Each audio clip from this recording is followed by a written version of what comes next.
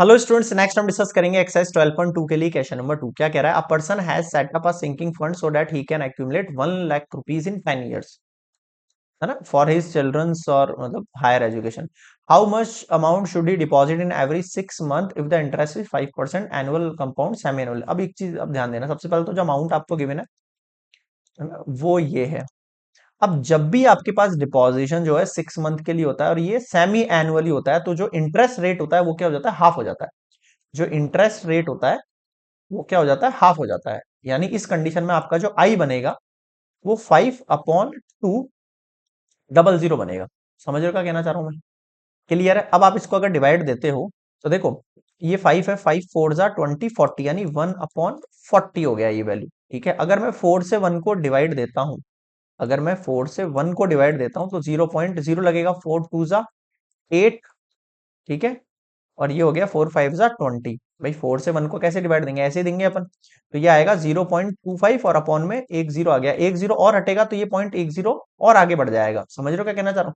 तो कुल मिला के जो आई का वैल्यू हो जाएगा वो 0.025 हो जाएगा। मैं ये कहना चाह रहा हूँ आपसे। और आप चाहो तो डायरेक्टली 40 से 1 को डिवाइड दे सकते हो, 0.0 लगा के फिर 2 टाइम करके, ऐसे। समझ रहे हो?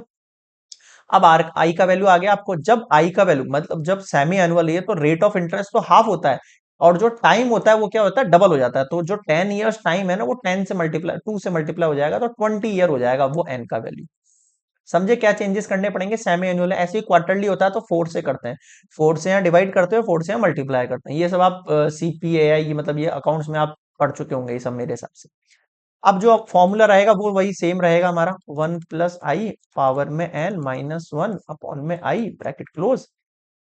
और आई का ए का वैल्यू कितना है? 000000 इक्वल्स टू आर आपको फाइंड करना है। 1 + i का वैल्यू 0.025 पावर में 20 -1 अपॉन में 0.025 ब्रैकेट क्लोज। ठीक है, चलो, अब ये ब्रैकेट क्लोज हो गया है हमारा पास। अब वही सेम प्रोसेस जो अपन अभी तक लगा रहे थे, है कि नहीं? सबसे पहले इसका लॉग निकाल लेते हैं इस वैल्यू का। तो लेट x इक्वल्स टू, ये वैल्यू को ऐड करेंगे तो 1.025 पावर में 20 है आपके पास। ये समझ रहे हो क्या कहना चाह रहा हूँ? पावर आगे आएगी, बोथ साइड लॉग लेंगे, log x equals to 20 multiply log 1.025। फिर से आप लॉग सॉल्व कर लेना इसका टेबल में से। log 1.025 का वैल्यू कितना हो जाएगा? 0.0107। log x इक्वल्स टू 0.214 और 0, ये वैल्यू आएगा आपके पास। x इक्वल्स टू क्या हो जाएगा? एंटी लॉग हो जाएगा 0.2140। ये सब मैं 11th के ना करा चुका हूं, तो वो मैं नहीं कराऊंगा वापस, है ना। 1.637 आपको देखना है तो आप क्लास 11th वाला लेक्चर देखो यार, है ना। पर को यहाँ बहुत टाइम लग जाएगा वरना। यानी x का जो वैल्यू इसकी जगह ये यूज करेंगे 1.637। 1000000 equals to r 1.637 -1 0.025 bracket close.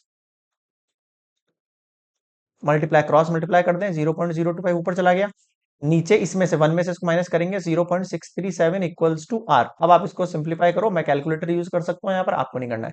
इसको जैसे कट करेंगे वैल्यू आ जाएगी 3924 पॉइंट, कितनी आ गई वैल्यू? ये एक सेकंड रुकना, ये वैल्यू आ गई 6.394 यार। 10000 मल्टीप्लाई, आ गया वैल्यू 0, ये डिवाइड दिया था अपन ने 0.637 से, 94.64।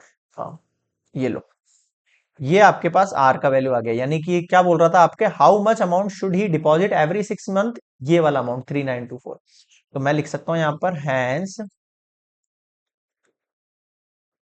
ही शुड डिपॉजिट 3924.64 एवरी 6 मंथ्स।